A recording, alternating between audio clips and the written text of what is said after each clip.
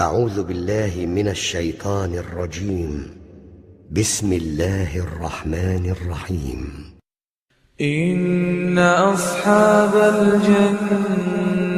اليوم في شغل فاكهون هم وأزواجهم في ظلال على الأرائك متكئون لهم فيها فاكهة ولهم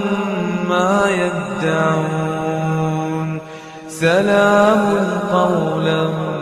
من رب رحيم سلام قولا من رب رحيم وامتازوا اليوم أيها المجرمون ألم أعهد إليكم يا بني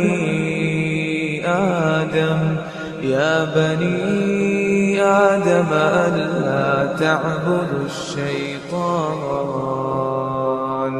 إنه لكم عدو مبين وأن اعبدوني هذا صراط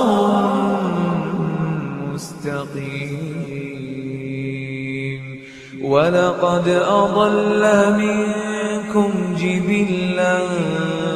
كثيرا أفلم تكونوا تعقلون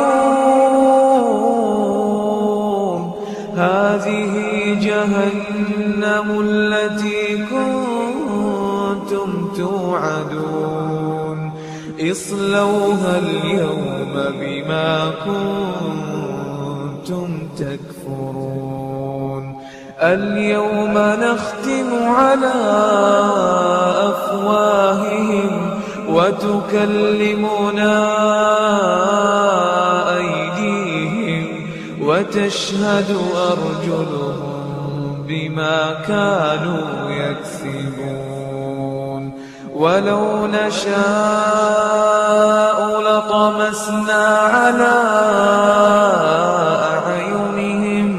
فاستبقوا الصراط فأنى يبصرون ولو نشاء لمسخناهم على مكانتهم فما استطاعوا مضيا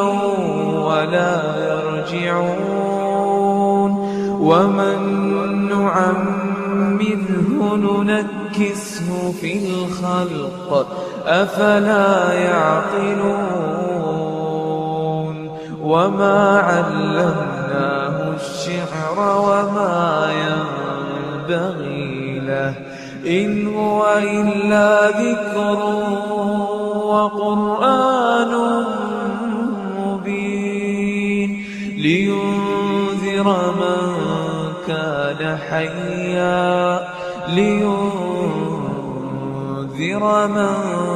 كان حيا ويحق القول على الكافرين.